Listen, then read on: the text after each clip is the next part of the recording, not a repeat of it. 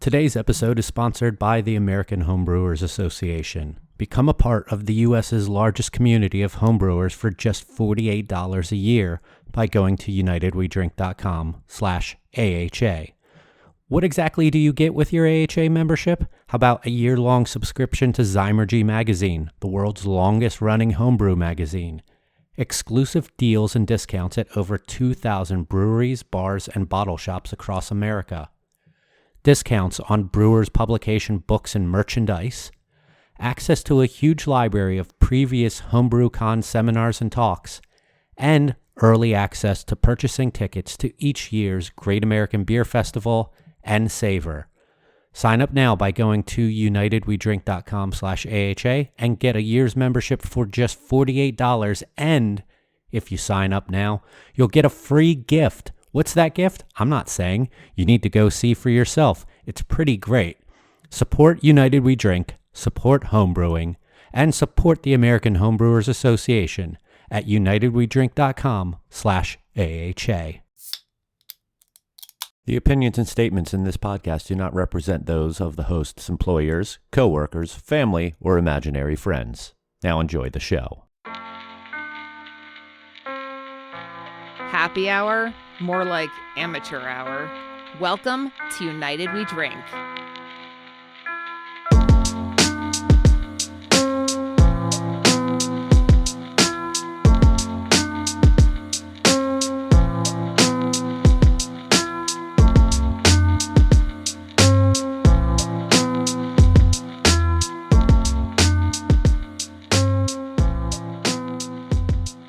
Hello, everybody, and welcome back to the first episode of 2021, a year that would be considered a success if it's even 0.05% better than 2020.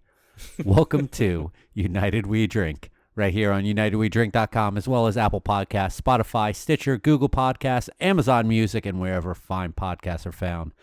My name is Mike Urevich, and I guess we're going to be talking about some resolutions later on, so that's my intro. And with me is my co-host, my friend, my compatriot, the man we all know as Joel Codner. How you doing, Joel?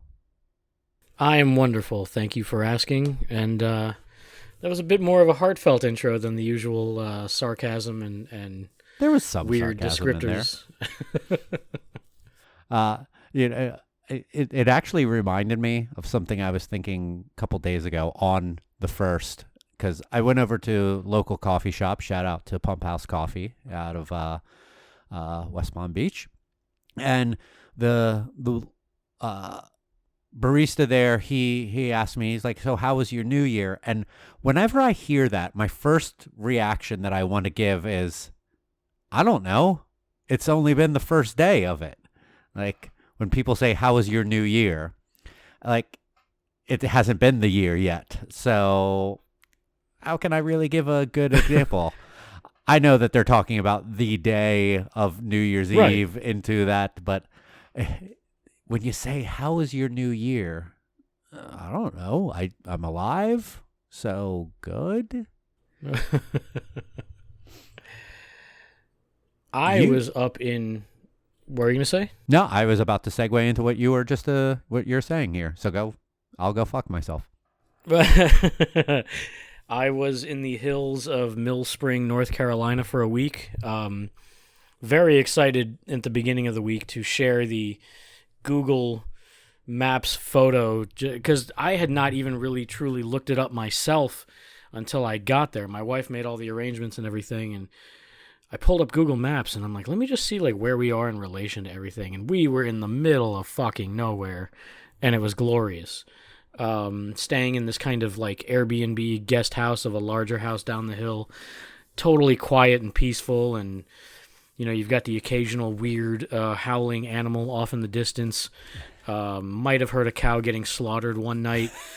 One of the neighbors down the road had the worst rooster in history. I mean, this fucker cock-a-doodle dude at all random hours. So I don't know if he's got like, what's that sleep disorder? Sleep apnea? No, the Sleepwalking? No. Welcome So, to our brand new podcast. Joel and Mike try to guess sleeping disorders. It's that shit where you just like randomly fall asleep. Anyway, Oh, I think narcolepsy? there you go. Yeah, I think that was a narcoleptic rooster down the road. You know, a little weird, unsettling in heavy Trump country. Just fucking posters and flyers and signs, and I mean signs that people built, not even the ones that like if you look at the craftsmanship they put into some of these giant signs that were just off to the side of the road in the middle of nowhere, not really belonging to anyone. But then look at some of the signs for their businesses that are like literally hand painted. Like I saw this restaurant, it was like Crazy Granny's Restaurant, and it was on fucking poster board, like written in Sharpie. And it's like, that's your life business? Like, that's what you put everything into, and you're going to create a sign, like that. And then, you might as well have like a backwards R, and then you like erecting these fucking political, it was just craziness. It was just weird country, but really peaceful. And first New Year's Eve I think I've ever had where I wasn't stuck somewhere watching the fucking Dick Clark, Ryan Seacrest bullshit with all the terrible lip syncing and pop music. So it was great. I think I'm going to make a tradition out of it. We had what would, my affinity for mall quality Chinese food, and we picked some up at this grocery store out there that had it in their hot case. It was fucking phenomenal. Just like the mall stuff. Had a 40 ounce of Miller High Life. I was so excited.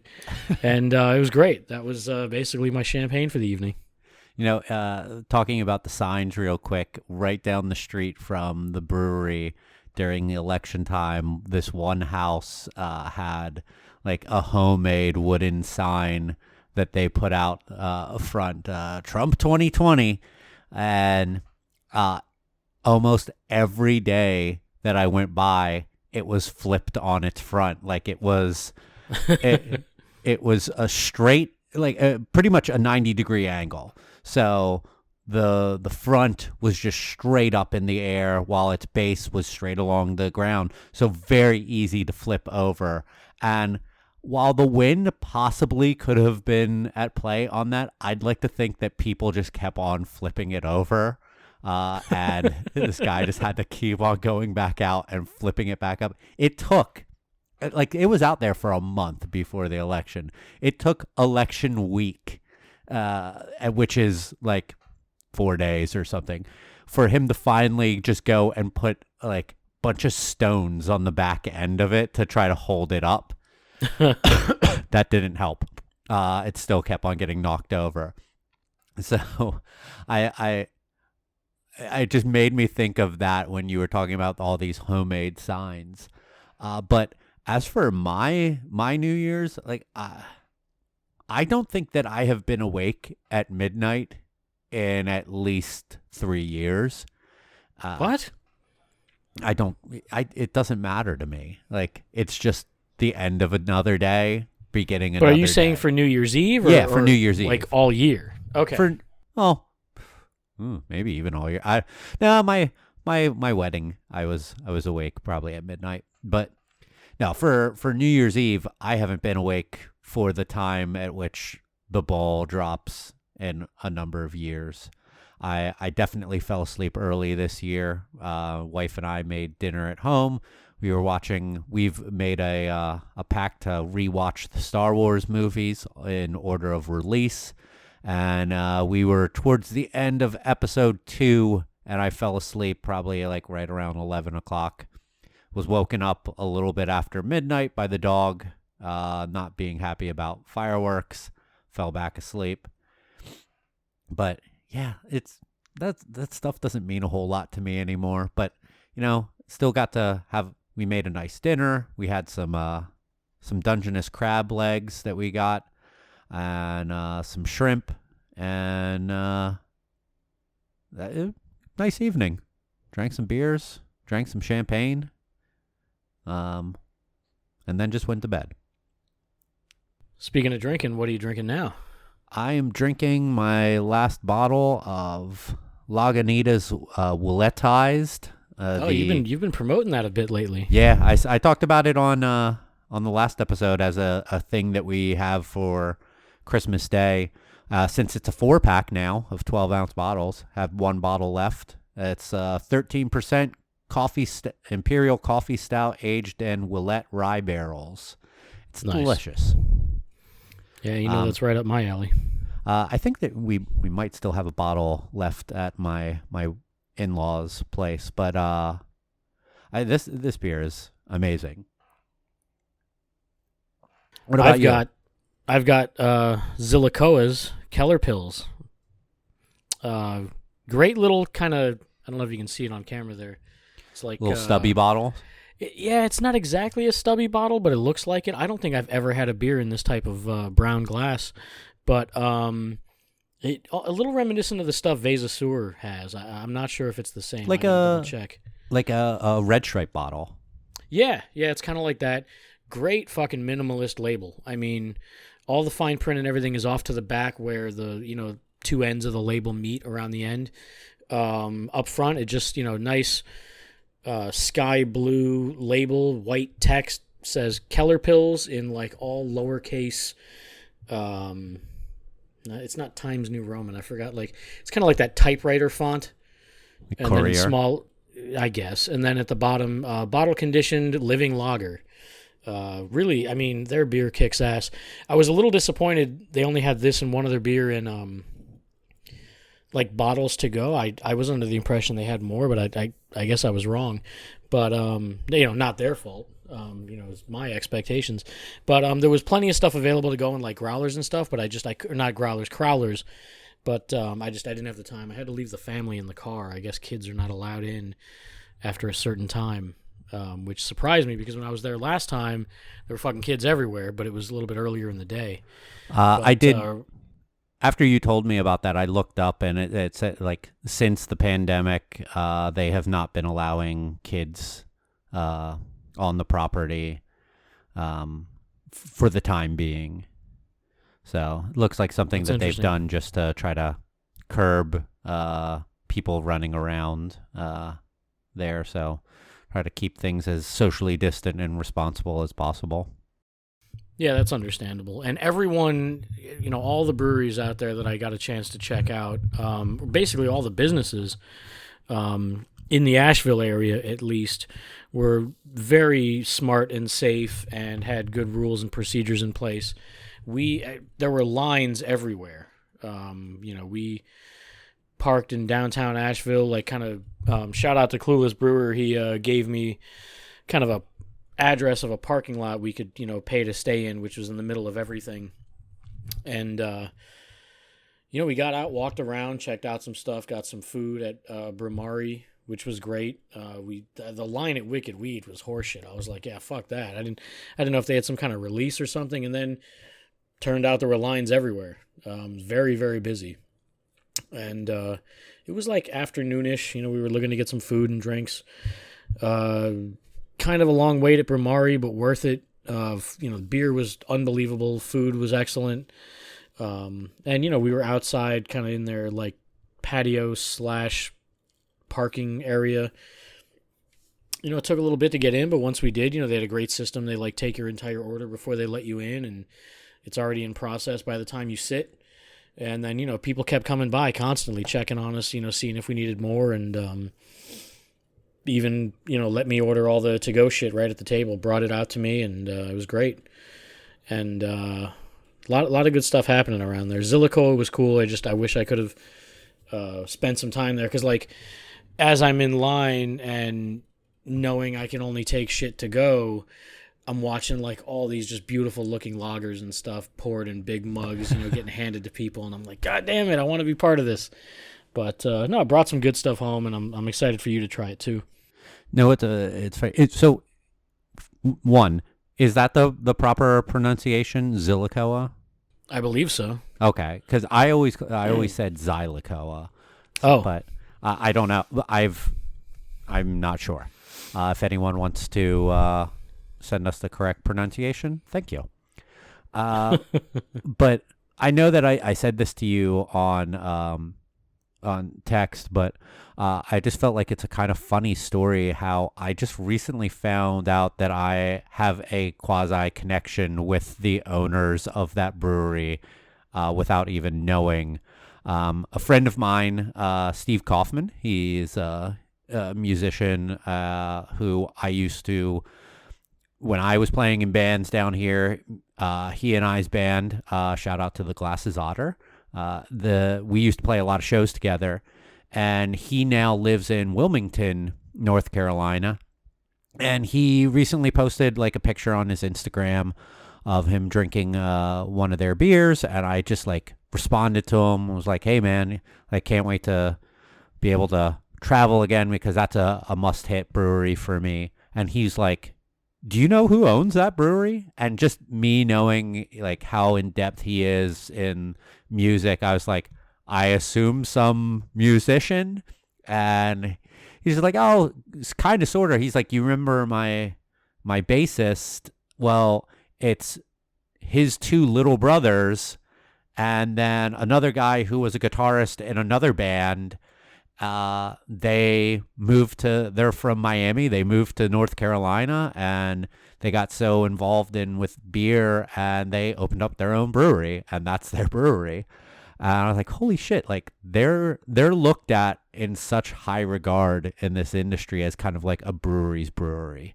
Like brewers love them because they're doing all of these German lagers, English beers, mixed culture beers, saisons, like all that fun stuff that we like kind of appreciate without being like hopping on the trend train.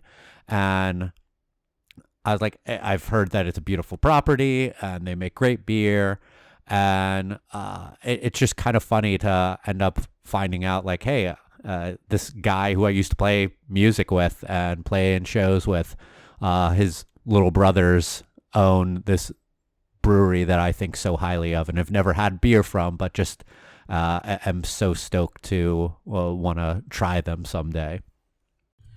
And that's one thing I've talked about previously, you know, based on my last trip there, which was my first trip, was that there are so many great breweries out there, and so many of them are doing, like, I mean, I know Zillicoa is not, but there are so many who are doing the extreme shit, but it's also well-balanced, and, you know, you pick up every note of what they say is in there. It's not just this sweet, under-attenuated, cloying, sugary mess like you might have in other places.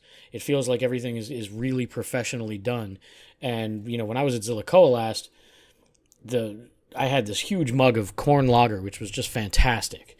And, you know, the only downside was that I was with a complete asshole who I used to work for. Other than that, great stuff, and I couldn't wait to get back there. Unfortunately, we went a little late in the day where I guess kids weren't allowed in the whole day based on what you said. But everything out there is just tremendous. I mean, Bramari, you know, they have tons of medals. It looked like they had twice as many medals hanging on their bar than when I was there last. Beers are all fantastic. Like, I started with this huge pastry stout with all kinds of shit in it just to, like, warm up as we're sitting outside in the cold. And, I mean, it was delicious. And it completely worked with the food we had. I mean, they had, like, corn dog nuggets and pork barbecue. Fucking every place you go to has barbecue pork tacos out there. So much good stuff, man. It was great. I think I had like a burger or something from them, but everything just worked really well. And then I switched to their Kolsch, which was just fucking awesome. I mean, everyone out there seems to do such a great job. Everything just feels very well crafted and like thought was put into it and care. I remember when you went there last year or whenever, it might have been 17 years ago for all I remember, but that you spoke so highly of your experience at Bramari and being like, yeah, they do some of the trendy stuff, but it's way better than anything that I've had in that style before. Yeah, I mean, my wife had an Imperial Sour, and on the menu it was like, I don't know, like just name 40 different fruits, and they were in it. Like peaches, bananas, fucking mangoes, like all the citrus, like everything was in it. And even though like for that particular beer that had a lot going on, and maybe, you weren't able to pick up all that stuff, especially with it being sour, still, like, that beer would have been a shit show at any other brewery, I feel like. Yeah. Yeah. When you start getting too in depth and like too many fruits in there, it just seems muddled a lot of the times. But actually today I had a beer that I didn't even know that I could get down here. I had Beer for Beaches from Off Color Brewing. No shit. Yeah. At a Shout local out to John Laffler and everybody over there. Yeah. When I saw that on the menu at Brass Tap, I was like, okay, I'm getting an Off Color beer today. And In Boynton? yeah. It's a cranberry, pineapple, and lemon, and you got ever so slight notes of all three of those things. Nothing was more overwhelming than the other. Wasn't ridiculous in your face. Just a nice light beer with all of those flavors, fruity, little bit of tartness to it, effervescent. Like, it was great. It was. They also had they had beer for brunches as well. They were in cans. Okay, I was just about to ask if it was packaged or draft. Still, yeah. So is this illegal? I hope I'm not throwing anyone under the bus here, but like, hey, John, if you're listening to this and you are distributing down here, let us know about this some more, because I haven't seen it in any liquor stores or Total Wines or anything like that. I'd like to be able to find some more of your stuff. Yeah, I saw them as far south as North Carolina when I went last year, and it was at a couple different bottle shops, both of which were kind of shit shows, and everything was on a dry shelf. And I totally trust John's beer, but I was just a little weird about some of the stores I was in, and didn't feel like grabbing a lot. Plus, I couldn't take a lot back with me. But man, if they have stuff here, I'm all over it. Oh yeah, yeah. That's why I was so stoked to see that. All right. So enough about that. Main point of this episode that we wanted to talk about was it's a new year. Thank God, or thank whoever you want to thank. And we wanted to talk a little bit about some resolutions, some projections, and the whole concept of even dry January with the world that we live in. So I'll start things off with you, Joel. Like, I don't think that either you or I are really big New Year's resolution people, at least from the way that I've always understood you. You don't really make these grandiose goals for yourself, but rather try to work on small things as you can throughout the year. And if something comes up at that point, you do it then and work on it then. But is there anything that you feel like you're going to try to work on, at least in this early stage of the new year? Yeah, so I don't really do the formal resolutions and all that kind of stuff. A few years back, I committed to losing weight, going forward in my career, things like that. So, that was probably the last time I had a real resolution. But a lot of times I just feel like I'm setting myself up for failure. I normally wing it, a good bit. But, I think career-wise I'm in a really good spot at Barrel of Monks and hope to keep that going and have a lot of forward momentum there. I actually came back from North Carolina 10 pounds down somehow. Awesome. If you've seen me, I don't use the scale at my house, but just kind of randomly got on the scale the day I got back, and I was like, holy shit, I'm down 10 pounds. And I ate a lot of garbage and drank a lot. I mean, they have 40s out there, which is just the greatest. So I figured, well, I got this random head start, so why not roll with it? I don't really have a plan as far as what I'm going to do with the health thing. I mean, obviously I want to improve, and I like the little head start that I got, but I mean, I just had spaghetti an hour ago. It's, so I'm kind of winging this one too, but I'm at least in a better place, I feel, where like I'm not punishing myself with fast food and all this other shit. I'm planning to do more meal prep and stuff like that. I'm just kind of planning to focus on things that are important to me, more time with my family, doing a great job at work, trying to improve my health as much as I can, and enjoying my I kind of do have a goal, in a sense that I've been tinkering with day trading as like my side hustle, and just like kind of like getting in and out of these like volatile stocks here and there, just to like fuck around and make some extra money. And that's been fun and rewarding and interesting and challenging. So it's kind of like learning something new, and I'm way into it. So I kind of feel like if I can supplement my income a little bit and fuck around with that, throughout the year and learn how to do it better, be pretty cool.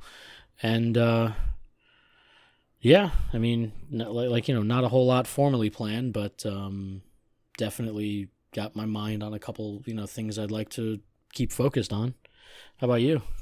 It's kind of funny because I did make like this threaded tweet about things that I wanted to work on myself about a few days before New Year's on Twitter, and it's pretty much that. Like, I don't want to hold myself to resolutions because, like, I don't know, stuff is bound to fucking happen and always will. But like, there are things that I was disappointed in myself in this past year that I felt like I had control over, that I could have done better, that I want to try to do better in this year. And a couple of those things being like, I want to cook more. I felt like because of both my wife and I continuing to have jobs throughout the year, which we're both very grateful for. We worked a lot, and coming home a lot of times was just like, all right, let's make the easiest thing possible. And we didn't put maybe as much effort as we used to into trying new and interesting things with our cooking. And I definitely want to get back into doing that. And actually tonight we did so with like just doing some simple like fried chicken thighs. Like, I've never fried chicken before, and we had some chicken thighs that we thawed out and was like, you know what, let's make like a buttermilk, because we had buttermilk left over from doing some country fried not country fried, but like country gravy with sausage. So we're like, hey, we could make fried chicken with this. So we did like a nice little marinade for the thighs with that, and then a little dredge, and just cooked them in our fried them in our Dutch oven on the stove, and they came out pretty good for like the first time ever trying to fry chicken. Like, I know that there's so many different ways that you can like brine and dredge and like so many things that can be done. So for the first time trying that, we were pretty pleased with that. And so looking forward to and actually getting into a lot of these cookbooks that we've accumulated over the years and haven't used even a quarter of the recipes and tried out stuff on. I mean, we have so many cookbooks that we have wanted to utilize that we just haven't, and we're going to try our best to get through a lot of them, or at least get into the bulk of them. Actually, for Christmas, I got cookbook / biography LA Sun from Roy Choi that I'm nice. so looking forward to reading. Hell yeah. Because I love him. He is a hero to me in life. Like, same. It's funny because I feel like we talked about this before with like heroes in life, and like almost none are actually in our industry. Like, but are people who we look up to from just different standpoints. Like, I know Christopher Hitchens was big one for both of us, and Anthony Bourdain was probably for both of. I know for me he is. Roy Choi is a dude who I just look at and am like, this. Yes, I believe what this dude says and what this dude does, and I'm looking forward to reading that book. I also want to get out and take more pictures, and that's a thing that I definitely could have been doing this year, but didn't. Like, pandemic, whatever, but there's nothing that really could have stopped me from masking up and going downtown and taking pictures. I was kind of just being lazy with myself and being like, I'm tired. I just want to relax and not go and deal with that, even though downtown's like 5 minutes from me. Or I could just go anywhere and take pictures. But that's something that I definitely want to go out and do more. I want to improve my photography game, not necessarily as a side hustle, but to just improve my skill. And it would be beneficial to my job as well, as now being like the social media manager for our company, being able to take better pictures and have better, like, just portray our brand better, would definitely be a good thing. Yeah, that's great. And I think 2020 forced a lot of people to learn new things just out of either sheer boredom or, having nothing to do or being home constantly. But, you saw everybody in the first week practically, just buying all the toilet paper and then making nothing but banana bread and fucking sourdough bread. And, everybody became a baker in 2020. And I feel like that, from what I've seen online and some of the discussions people are having, I feel like 2020 was forcing us to have to do certain things, a lot more, maybe scratch cooking, stuff like that, not being able to go to restaurants and shit. And then I feel like, the way people are talking now feels almost like, okay, well, I know how to do this. I want to, my interest has been piqued, my curiosity, and I want to start learning to do more things on my own. And I'm seeing people talking about cooking more than ever, and talking about different recipes and things they've heard of. And I started looking up some of these things, and I'm like, holy shit, I want to try that too. I'm hoping that all this bullshit has opened up kind of this intellectual curiosity door, if you will, where, okay, we were forced to do all that shit, but now, like, we're actually curious and we want to improve and try more things and what do they call it? Expand my horizons and shit like that. So I feel like I'm seeing a lot more of that, and it makes me kind of hopeful. And if, for me personally, like I said, not too much as far as resolutions, but I do feel a lot more refocused on the important things and the right priorities. It's just another day. Like, we made up the whole fucking calendar. It's not like 2020 was like its own physical thing. Yeah. But I mean, what an absolute fucking hellscape of a year. And I think at least having a different number at the end of the day kind of helps, or the end of the year rather, helps. At least mentally. Yeah. I that's part of why, like, New Year's was never a big fucking deal to me, because I'm like, I'm still, the shit's still the same. Nothing. It doesn't change, but I don't know. Hopefully this one's different. I mean, I was fucking with people a little bit the other day, going like, hey, just remember that it's January 1st. This time last year, we were all excited about a new year, and then within 24 hours, World War III was trending because we fucking bombed some guy. So, don't stay vigilant and, hyper aware of all the horse shit. But I don't know. I feel like it's got to improve. I mean, how could it not? Yeah, and like, I would be remiss if I didn't say, like, there were some good things that came out of 2020 for me. Like, I'm absolutely grateful that I kept a job during the entire year, and not only kept a job but received a promotion. at my work, and I got married to the love of my life, which is probably the most important thing to come out of this year. Um, it's I mean that it was a big thing, and I still it's kind of funny how it wasn't that long ago, but it feels like it was a long time ago, my wedding. I mean, it was 4 months ago, or yeah, 4 months ago, but it feels like it was a long time ago. I feel like you should be celebrating your 5th anniversary right now. I mean, I just saw pictures of it earlier because, like, that was one thing I was going to say in response to you taking more photos. I'm really horrible at organizing and getting photos printed. I feel like for at least the past decade with smartphones, I have not printed one goddamn photo. And I really want to round up all that stuff and get it printed. So I'm like, okay, that's one thing I'm going to do. Like, back from vacation, I've probably got 100 photos that I want to get printed out. And I open the fucking Walgreens app, and I'm trying to upload these photos, and it just keeps failing and failing and failing. And I update the app, and it still keeps fucking happening. So it's like, okay, I guess I'll try CVS or Walmart.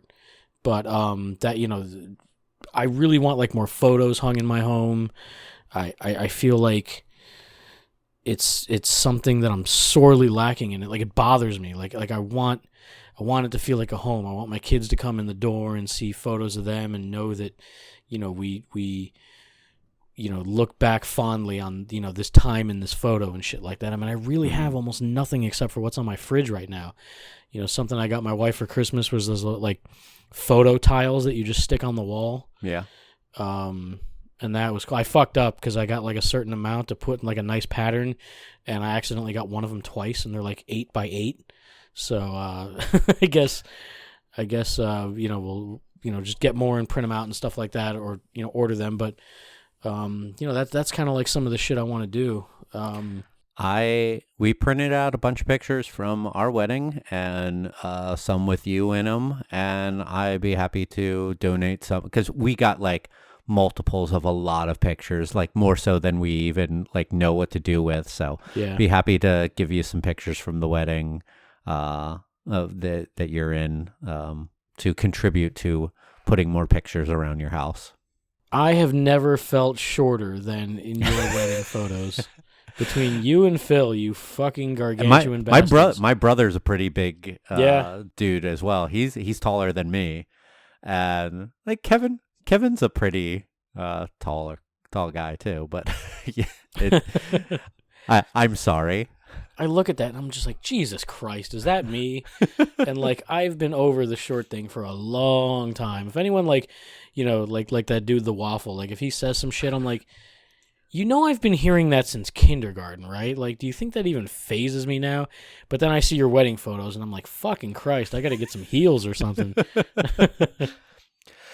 Something else great that I know that this comes across kind of as like a humble brag or whatnot, but like 2020 is a year I donated more to charity this year than I ever have, by a lot. Like, through all the stuff that our country has gone through in this year, like, yeah, I donated to our own charity event that we were doing with Bitter Units for Feeding America, but I donated to other charities as well throughout the year where I felt like I could, and like it does feel good. Like I don't know how to really explain it, but to just pop like $20 here, $20 there, $30 there, to something that you believe in and something that you support. I feel like I can retweet as many things as possible, but does it really help? Like, rather than giving some cold hard cash to the campaign, and yeah, I can't do a whole lot, but it felt good, and it even made me feel even better. Like when I saw, like, I'm going to go over to one of my other passions here for a minute and talk about wrestling. This one wrestler who I really like, his name is Adam Hangman Page. He is an awesome wrestler. He's on AEW. Please go watch him. He's awesome. But he, through this whole pandemic and thing, put out some videos talking about life and like all while in character, but bringing up like the current events while he was quarantining and bringing his character into it and all of that that were fantastic. And then go to find out that he like donated like money to like the Biden campaign, and in like silly amounts. It was like $69 and $4.20 or $420. Like just like you could see every time that he, because you can look up all of those donations, and it's like, dude, like I already liked you a lot, and now I like you even more that you donate. Like you have a true belief in things that I follow, and I could be turning off fans of our own right now, but I don't give a fuck. This is who I am, and like it's cool to see a guy who was like, he himself is not performing. He was quarantining. He didn't want to do anything early on, but he was still donating money to campaigns and things that he believed in.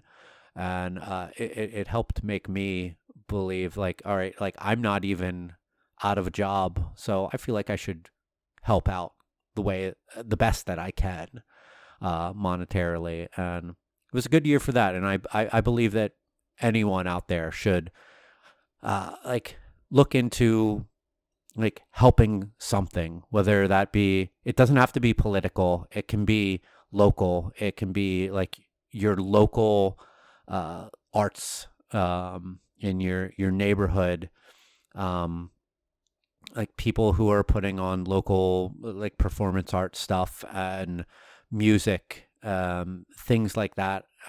Like it can really go a long way to helping a child, an adult, whoever, with like doing something that they really enjoy. And I think that's ultimately the biggest thing in our world is the pursuit of happiness. And as long as you aren't harming other people and you aren't biased against other people with your pursuit of happiness, I want you to pursue your happiness. And if I can help in any way, I will try my best to always help you pursue your happiness. Yeah, I don't think in that case you have to worry about a humble brag. I think it's pretty commendable. I know for myself, I did very much the same thing. I mean, I think just being in the service industry taught me tipping well and keeping the table organized and not leaving a shit show for someone to clean up after you. I think a lot of people are not self-aware in that sense. I mean, I was just telling my wife the other day, I think America should have conscription the way Israel does, but instead of 2 years in the military, you have to spend 2 years, bussing tables at fucking Applebee's or something.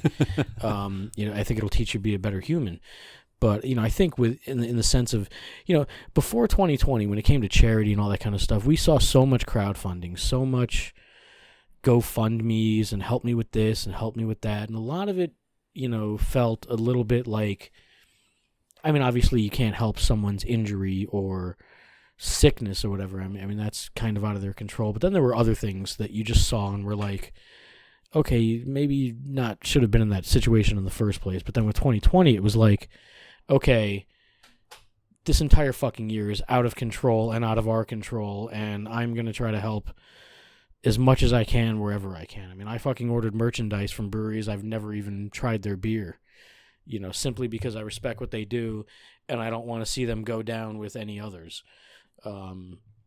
Very surprised to see we didn't have more brewery casualties, but this thing is definitely not over. I feel like there's going to be residual effects for a long time. And it made me tip even more than I already do. And I tried to, I'm not big on local because local is not a synonym for quality or ethical or moral or all these other, I've said this shit 1,000 times, but at the same time I am trying to help the local places that I do support, that I even more than I already have. I mean, I would just buy gift cards for places and, tell them, like, just give it to the next person who walks in. I don't want it. So not only are you helping the business, you're helping someone else pay for something as well. I mean, fuck, the other day, before we left North Carolina, I was at the fucking gas station filling up air in the tires, because when it gets cold, like, the air contracts and your tire pressure is actually lower. And I'm at the machine, and someone rolls up on me like, "Hey, does that thing take cards?" I'm like, "Sorry, no, it's just quarters only." And then, I thought about it, and, like, when I finished, I just left a bunch of fucking quarters on the machine. Like, here's for the next person who needs to fill up and shit like that. So paying it forward in life. Yeah. I mean, even just like, hooking somebody up with beers and they're like, "Oh, what can I give you?" Nothing. Just fucking do it for somebody else. Like, it should always be like that.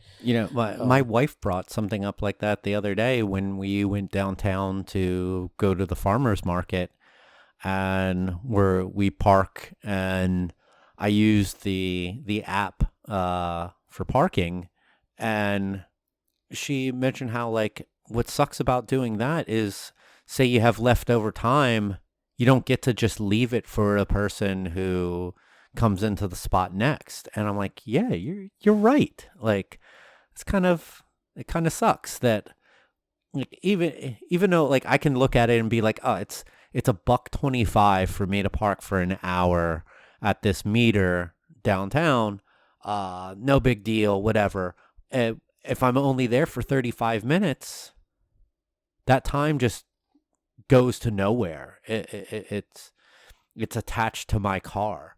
And whereas putting coins into the meter, if I put it in an hour and I'm there for only 35 minutes, I leave, someone else pulls into that spot, I hook them up for a little bit, like, paid it forward. Like, look, you get to save a few cents, whatever, a couple quarters. Like, it's a cool thing. Like, I've always looked at, if I come up to a meter and have some time in it, it's like, fuck, this is awesome. Like, thank you, whoever put some extra change in there. And yeah, like, the technology of making things easier for us has also made it to where we can't pass along that goodwill to someone like that anymore, or at least in an easy fashion like that. I know that I've heard of plenty of people who are going to buy to go beer from breweries who are like, can you also charge me for a 6-pack of that, and then just give it to the next person who comes in. And yeah. I think that stuff like that is awesome as well. And I do think, even despite this shittiness of a year, we have seen a lot of people being awesome towards one another and treating other people nice. Like, I know that it's hard to look at that and find it with terrible stuff that has happened from people to people this year, but I'm happy to have seen people being genuinely nice to one another through this year, through this terrible year that we have seen for our world. So, you know what? To those people, awesome. Good job. Keep being awesome and doing a good job towards your fellow man, your hospitality industry, to your frontline people who work in grocery stores and liquor stores and whatnots, because fuck, those people are helping us get through all of this. And I'm really hopeful that 2020 is not forgotten so easily, because like there have been some shit years, and then yeah, like I remember being, fuck man, it must have been like, I don't know, 2010, 2012, something like that, some shitty year. And I remember being at my in-laws for New Year's, and I said something like, fuck 2010 or something like, and I remember my father-in-law laughing, because normally I kind of wouldn't talk that way around him, but he really like enjoyed that. But like, time goes on, and everything kind of falls out of memory and out of sight, out of mind, and all that kind of stuff. So I'm hopeful that this year people are less tolerant of the bullshit. Like, it felt like 2020. It felt like 2020. Everybody felt so helpless. Like, there's only so much we can do. Yeah, everything's out of our hands. But I'm hopeful that this year, people are going to really punish, like, true bad behavior. I don't mean, like, cancel culture and all that horse shit. I'm talking about, like, people truly behaving badly and not getting away with it. Because, we've had a horrible fucking year, and I just hope that no one's in the mood for any more nonsense. You know what I mean? Like, let's all try to move forward and be better and better to each other. I think about that a lot because I think it was a couple days ago, was just in a grocery store and see some guy like on the like cheese aisle or the dairy aisle with his mask down below his mouth and nose, like, and I just want to be like, yo, pal, pull that up. But nowadays, it's just so scary because you don't know who's who and who is carrying and packing heat and shit. Like, I wish that I had more balls to be able to just tell a person, like, to, like, nicely fuck off. But it's difficult in some of those cases because you don't know the way people are going to react to that. Like, yeah. I wish it was as simple as just being like, yo, pal, fucking pull your mask up. And that be that. I know that there are plenty of people out there who will do and say stuff like that, but I unfortunately am not one of those people. But please do put your mask on the right way. I was kind of actually thrilled over the weekend going and visiting our in-laws who live in a different county, a county that does not have a mask mandate. And he was like, hey, let's go to the grocery store to pick up a few things. And I was like, all right. And I'm thinking to myself, I can't wait, and being sarcastic, to see all the people with no masks on in this grocery store. Every single person had a mask on. Wow. In a Martin County grocery store where they are not mandated to do it, but every employee, every patron in there had one on. I was amazed. I was happy. Yeah, I was very pleasantly surprised to see everybody masked up in Trump country, North Carolina.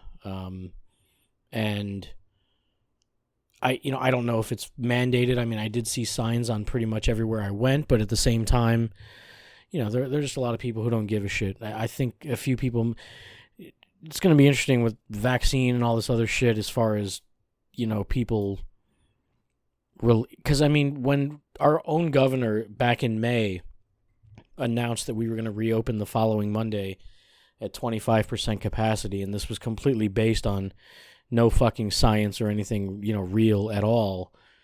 I mean, I saw the difference in behavior at the tap room, where I was working. It was just night and day. Like, the same exact people who were masked up and wearing gloves and fucking hazmat suits like they're, in the movie Outbreak, suddenly they're, in flip-flops and fucking, beach shorts and just not giving a shit. So it was very weird. And overall, I just think we're a very kind of generally selfish country who, wouldn't be in this fucking situation if it weren't for that. So it was encouraging to see it, up in Trump country, but,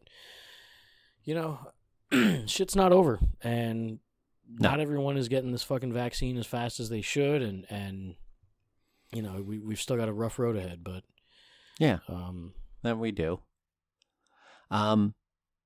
Something that I was going to mention, but I felt like it was too good of a segue to point out early on, but now I will because I feel like this is a good segue time. Something that I'm going to definitely get into doing more is getting back to my own personal abstinence of drinking on Mondays. I used to not drink on Mondays during normal parts of the year, but with December coming on and making our own little boozy advent calendar, I was having drinks on Mondays, and just the holidays, you're just like, whatever, no big deal.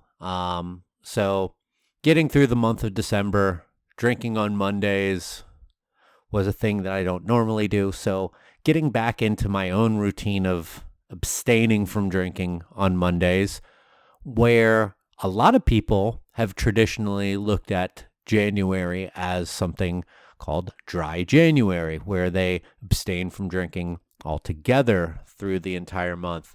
Now, with the year that we have had in 2020, a lot of jokes have come out about like, fuck your dry January and all of that this year. And well, I certainly can laugh at some of those jokes here and there.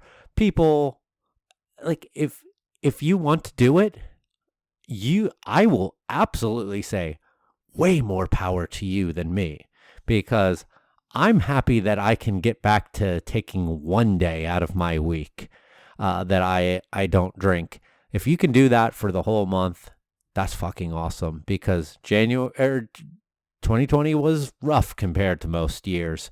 And what are your thoughts on dry January and people who are kind of making fun of it, not in just a like playful manner, but being like, fuck that, don't do that, to others?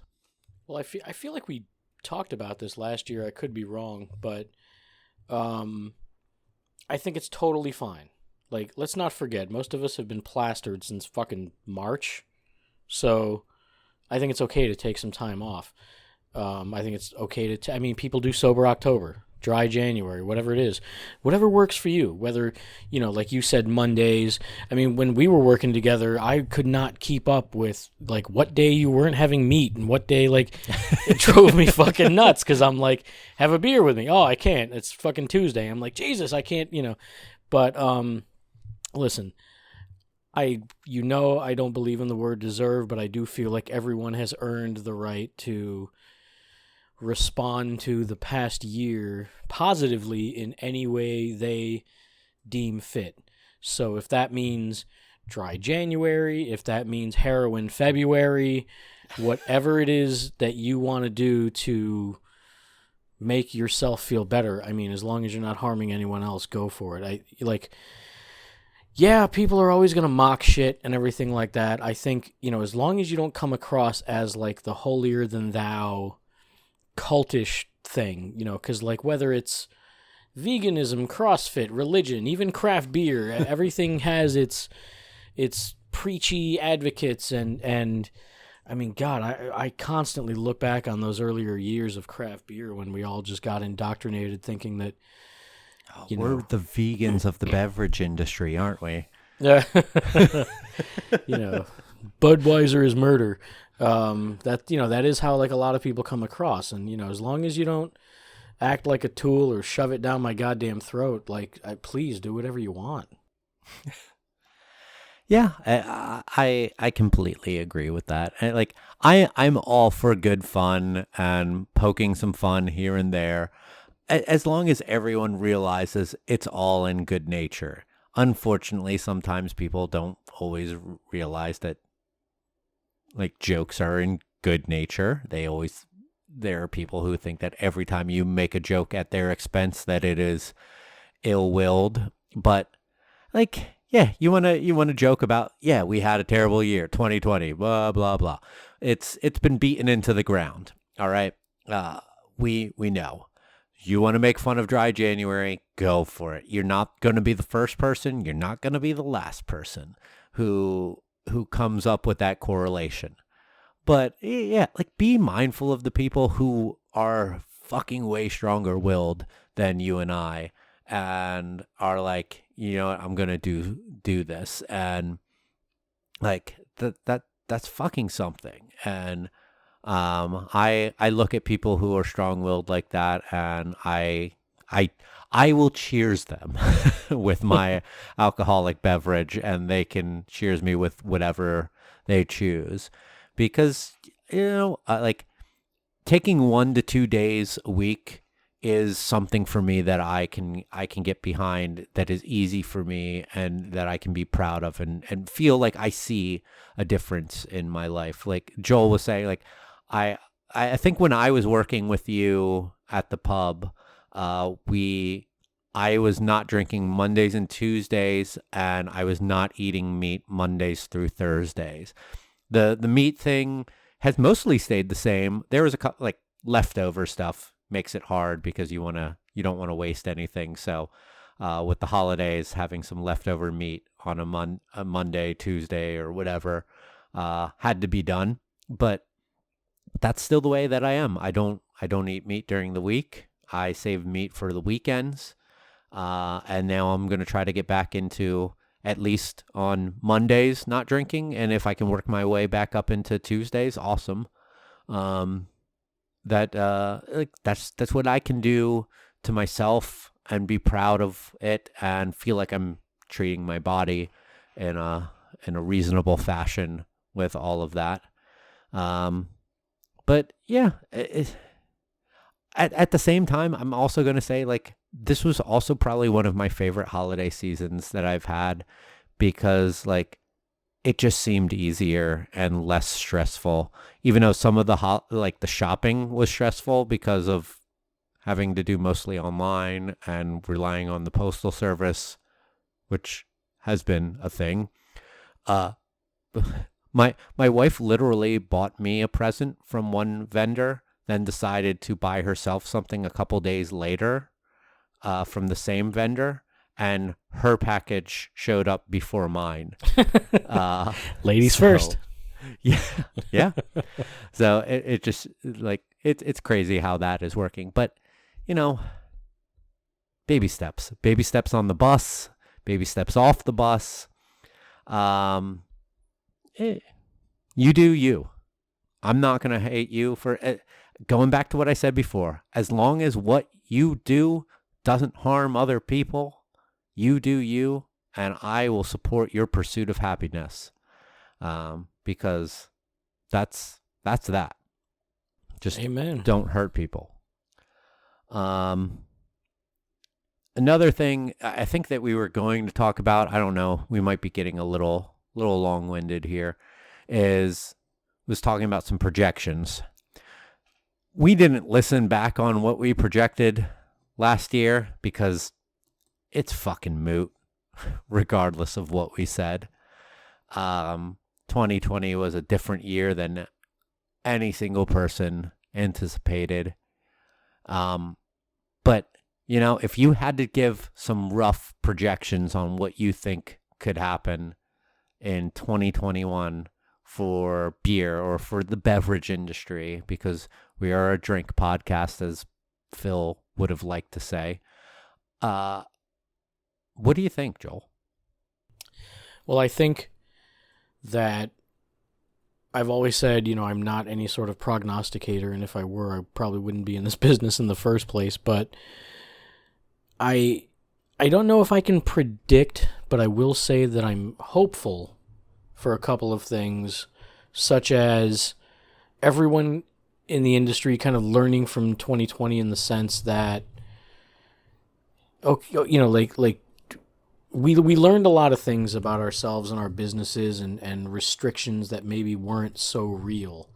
So, maybe we can ship beer or deliver beer or have an online web store. All these things that people were forced to do, I'm hopeful that, will now be adopted by many because it's become the standard over the past several months for a lot of people.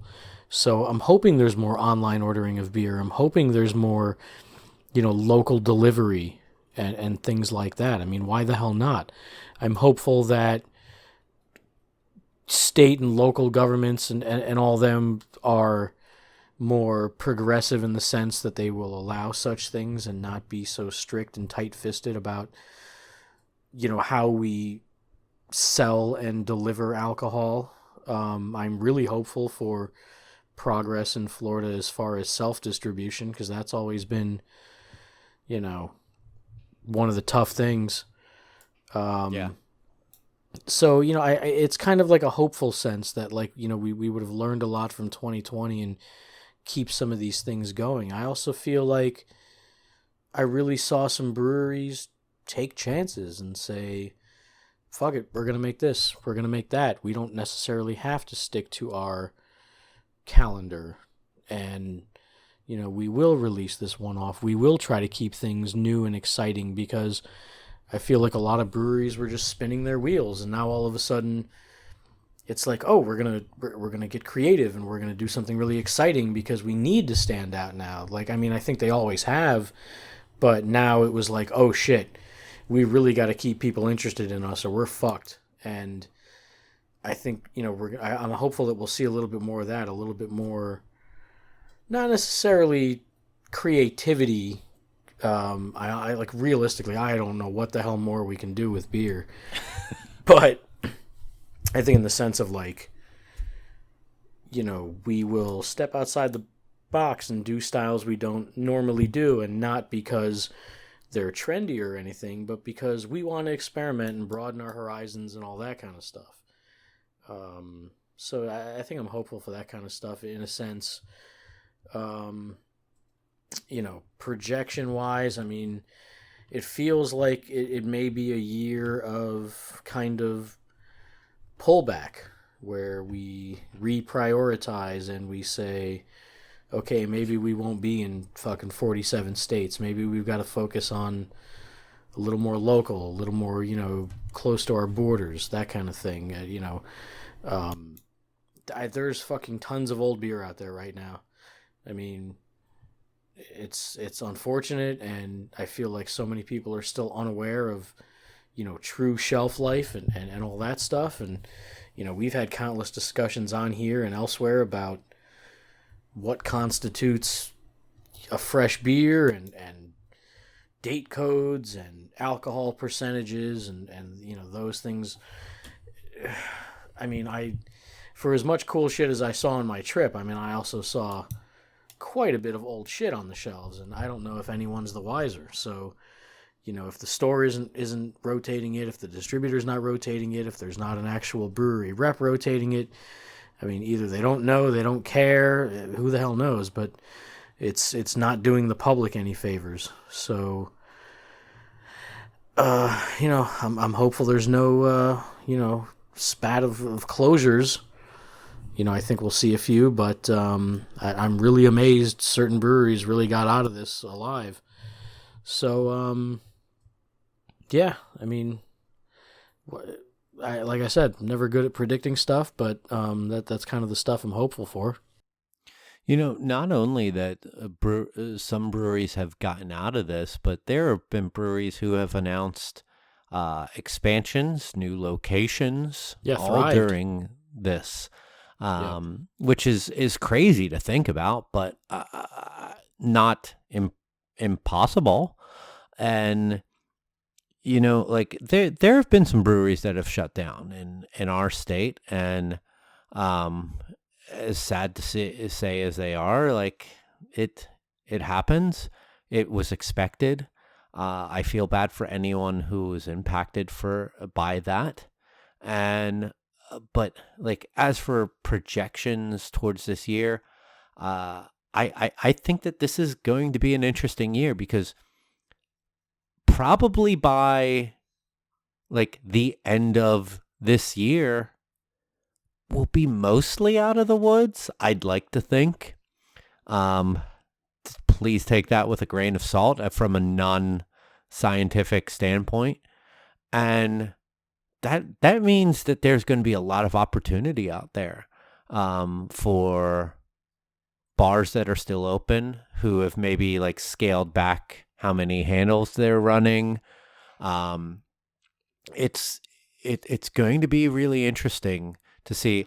The big boys will be the big boys. They of course will have the upper hand on a lot of things, but I think for locals will be interesting to see who jumps on those opportunities first and gets back out there as in full force as they can to pick up some scraps that like you might say scraps, or I'm saying scraps, but that could lead into really great relationships and potential for long-standing relationships in the future.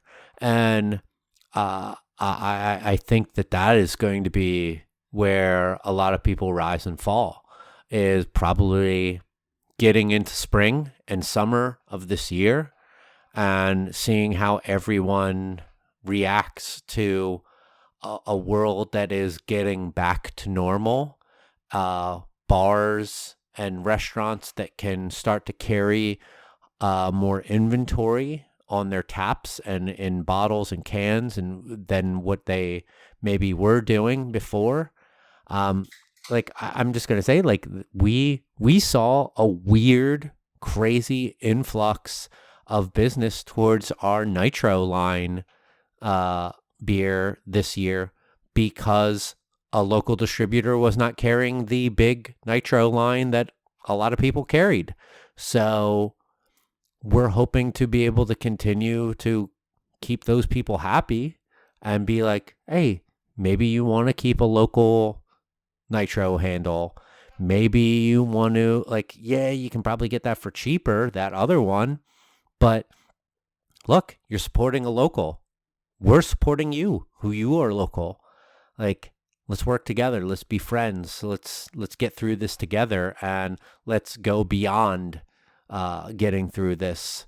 Let's continue to be together past this. And but there's so much that could be done this year, and like I don't want to. Obviously, I don't want to show my own hand too much, but it's going to be interesting what we see come summer. But yeah, that's as maybe vague as that might sound. I'm really looking forward to seeing what the middle of this year brings, and that's my projection, is a crazy middle of the year.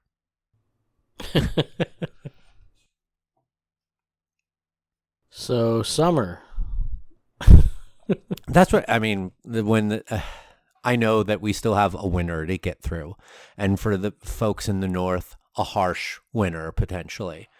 And like I hope that our friends in Chicago, St. Louis, Philadelphia, Seattle, Boston, wherever, like, that have real winters, like, I hope that they can make their ways through this. Like breweries, bars, restaurants, all of you. I want to be able to go and visit you again someday, and I'm going to try my best to make that happen. Like I said, with charity work and whatever. But like, once we get into the warmer days, things going to get weird.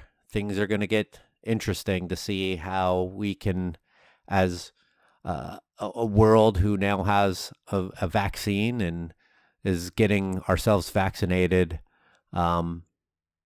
start rolling back out into a somewhat normal-ish world. So yeah, it's hard to say what to expect, but I have some ideas. I have some thoughts, but I would love to see more people doing what you were talking about, like go back to old styles and experiment. Just be like, yo, look, we did this. Come fucking have it. The amount of breweries that I've seen doing cask in a box through this, like Machine House in Seattle, Forest and Maine in PA, fucking awesome. I've been seeing a lot of people doing 1 liter mini kegs this year for at-home consumption. And, you know, going all the way back to what you said before about just simply implementing the take-home, take-out standards into normal business, absolutely fucking keep that. If that worked for you, I'm speaking from experience here. Our takeout ordering is through the same POS company that we use in-house. So it's fucking easy that we could implement that onto our website to where people could order cans, crowlers, bottles to go and pick up curbside or just come in and pick up. Like, we didn't have to implement anything different to make that happen. Person orders online, it prints out at the POS, the main POS behind the bar, so that our bar staff can fulfill that. Like, if you have that capability, keep that going even when things are cool, because, you know, that makes it so easy for folks, and people love easy. And like, if I could just, you know, even for one of the breweries down the street from me, I live walking distance to a couple breweries, and could just like go online, order what I want, walk down there, pick it up, and then walk back to my house with like barely any notice needed. I paid for it. Just go in, be like, hey, I'm Mike. Here's your stuff, Mike. And then I get to walk back home. Be fucking awesome. Even without wearing a mask times. Like, keep that shit going. Please, folks, keep that shit going. So yeah, I agree with you on that. But other than that, I think that we've rambled on about that. I've gotten myself plenty drunk through the day. I'm now drinking whiskey, drinking some Basil Hayden's bourbon. Oh, shit. A Christmas gift from our friend Adam. And just want to say, take the opportunity, you know, we'll get into last calls here. Our time where we say whatever we want unopposed. You know, I appreciate everyone who listened to the show during this last year. I appreciate everyone who has drank a beer that I was a part of making. I appreciate everyone who has drank a beer that I am not a part of making, and is from people who are trying their best to get through this stuff. If you drank an off-color beer, a second shift beer, Civil Society beer, a Moss Mill beer, a Russian River beer, whoever you drank beer from this year to support a local business that is hurting and struggling, I thank you for doing that. If you contributed to a charity, whether that be our charity that we did for Feeding America, I supremely thank you. But I thank you for supporting any charity that you felt powerful about supporting. Keep on keeping on. Keep on trucking. We're going to get through this. The world's going to be better, hopefully. I want to be positive about that. I'm usually not a positive person about things like that. But I think that we're going to get through this just fine. And I thank all of you for continuing to support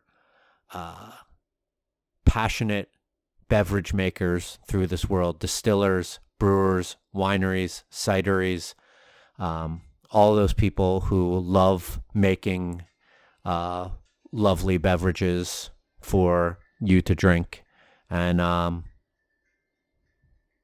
be excellent to one another. That's all I want to say. And party on, dudes. Yeah. Very well said. I'm kind of going the positive route like you.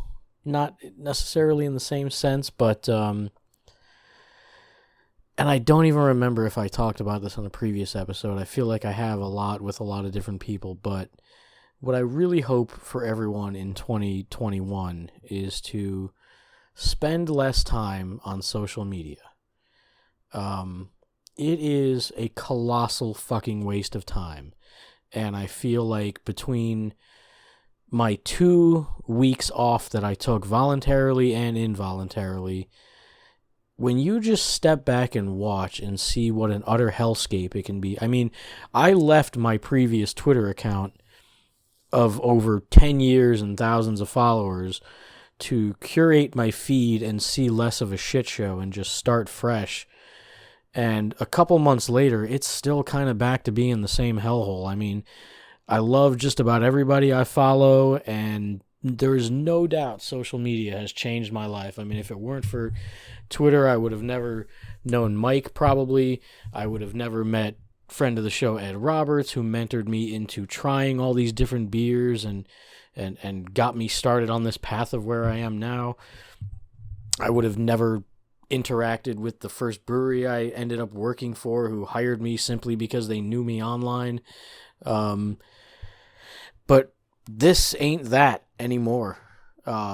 It's so politically polarized, and everyone just feels like they've got to dunk on everyone, and it's just, we weren't meant for this. We weren't, there's so much oversharing. There is so much just complete nonsense. Everyone is reacting to everything. We are just, the 24-hour news cycle was bad enough, and now it's like we have that plus every nanosecond in between, and we are focused on all the wrong fucking things. And I just feel like if you get to a certain point where you really start prioritizing and you realize, like, Jesus Christ, I've wasted a lot of time on here. I quit Instagram because I'm still on there, but I don't use it. I couldn't stand looking at people being intensely selfish during this pandemic, partying, maskless, large groups, just not fucking helping whatsoever. And I went back a couple times, over the past couple of weeks, and I still see the same shit, and it's ridiculous. And then I go on Twitter, and it's like, you don't have to like everything. You don't have to retweet everything. You don't have to do all this virtue signaling and performing and doing and saying things and hashtagging simply because this is what you want people to think you are.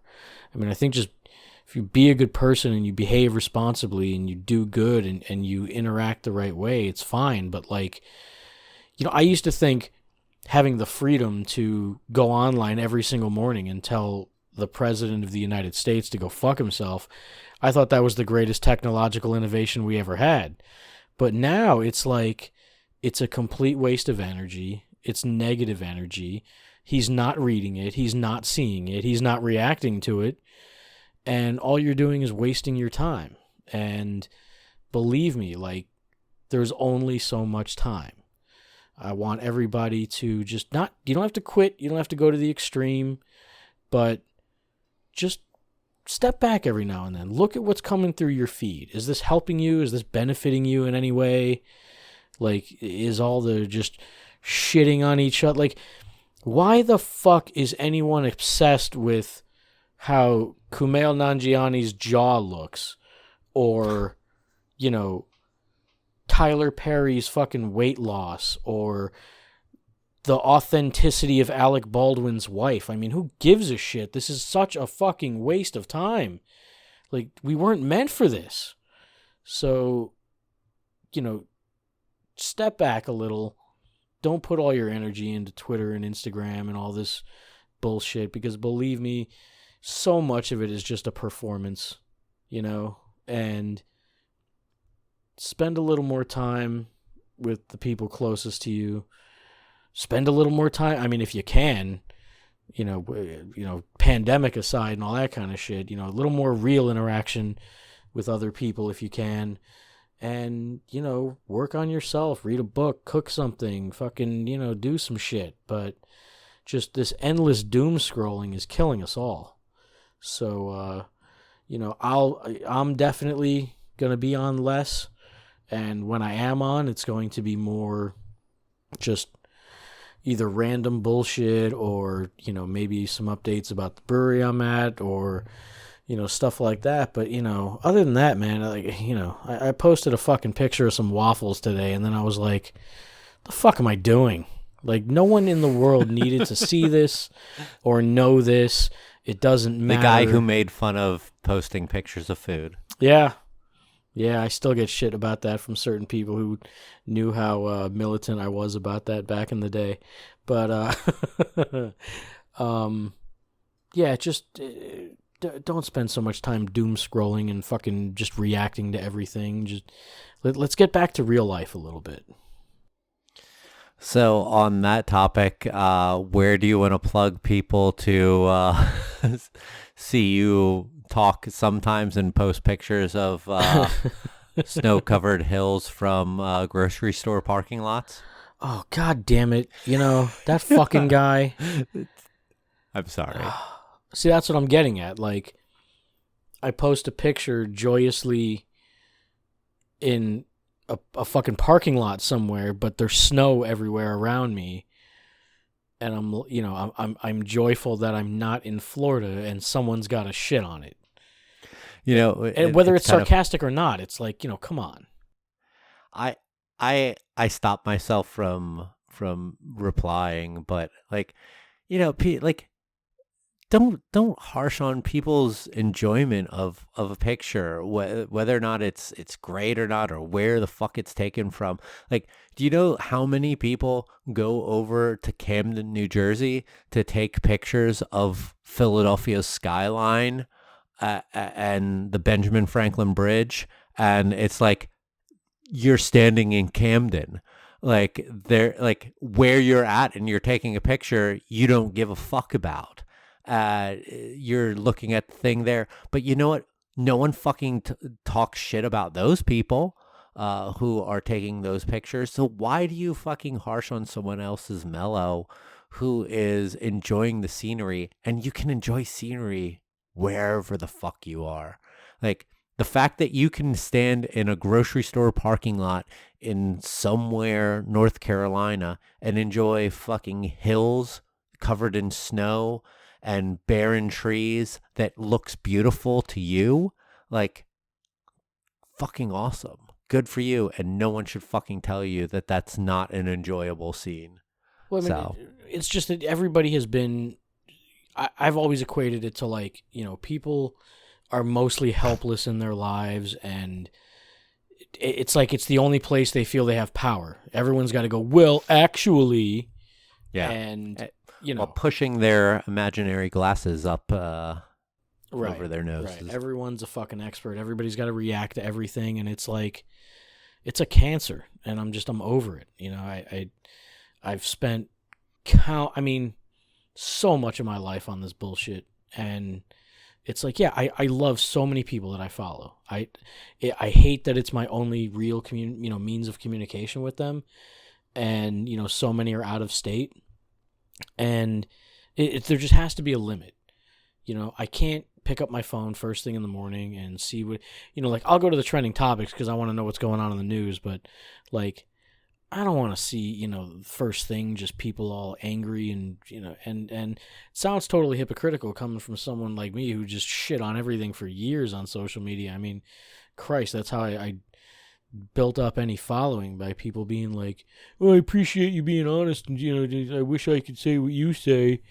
And it's like, hey, go fuck yourself. You can say whatever you want to say, but like, I tend to not give a shit, more than most, but at the same time, like, have I like, aside from finding a career and some great friends, which yes are obviously amazing, huge deals, but like, is the rest of what I've done on there like really anything worthwhile? Probably not.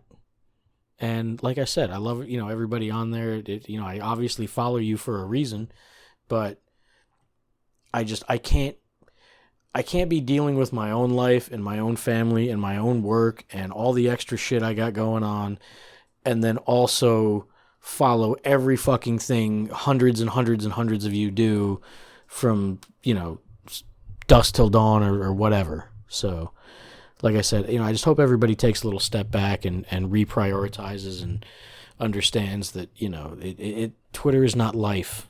And Instagram is not real. And please get the fuck off Facebook. Just get off. If I predicted one thing, it was that Facebook would be an absolute toxic shithole in an election year. And I got off before it happened. And sure enough, I got people I know on Facebook shoving their fucking phone in my face, like, look at what's going on. And I'm like, I don't give a shit. Like, I told you this would happen. Get it away from me. That is the worst fucking one of all. And I hope I know everyone's like, well, I got to run a business page. I got to, like, okay, just don't Don't spend your fucking weekend arguing with your aunt who you haven't seen in 8 years about, Hunter Biden's fucking laptop. Like, who gives a shit? That's the way I am. I have a Facebook account because I need to manage accounts for businesses, and that's really it. And that's the only reason that I still have one. Yeah. But anyway, if people want to follow you sometimes talking. So look, I'm still on Twitter, Joel Brews. What you're probably going to see a lot from me is more talk being positive. More talk of psychedelic medicine and its benefits for mental health, which is very important to me. I know I've talked about that before, but now there's this whole new angle on it because in my own person, I'm not advocating for anyone to do anything illegal or any of that stuff, but in my own personal life, it has worked for me. And I can't get into all that now. I've told people the other day, my DMs are open if they want to hear about my experience, but I'm doing a lot better because of it, and I want to share that. So, there will be less beer talk, more mushrooms. And, yeah. I'm on Instagram. Who gives a shit? It's, Joel Brews on Twitter occasionally. Joel Brews on it is at Joel Brews. Yes. The occasionally is not a part of his username, but you can follow me at Mike Loves Beer on both Twitter and Instagram. Follow the show on Twitter at United We Drink, at United We Drink Pod on Instagram, and then our website is always as unitedwedrink.com. And you can find us on any of the major podcast apps if you came about us through a recommendation or whatever. Apple Podcasts, Stitcher, Spotify, Google Podcasts, Amazon Music, whichever podcast service you enjoy listening to podcasts on, we should be on there. If we're not, let us know, and I will do the best that I can to get us onto that service, but we should be there. If you're on Apple Podcasts, if you can drop us a rate and review, it would be fucking awesome. The rating literally takes a second. All you have to do is hit that stars button when you go to our page on your phone. Writing a review takes as long as the review that you want to write is, but that does help our standing and the algorithm of our standing on the service. So if you can do that, it really does mean a lot to us. So other than that, hope that you all had a wonderful Christmas, a great New Year, that in however fashion that you could, you made the best of it. We're into this next year. We're not out of the woods yet, but you know what? Things are fucking going to get better. But in the meantime, wash your hands, wear a mask, be good to one another, and we'll see you on the next episode. Cheers. Go fuck yourselves. I'll say it.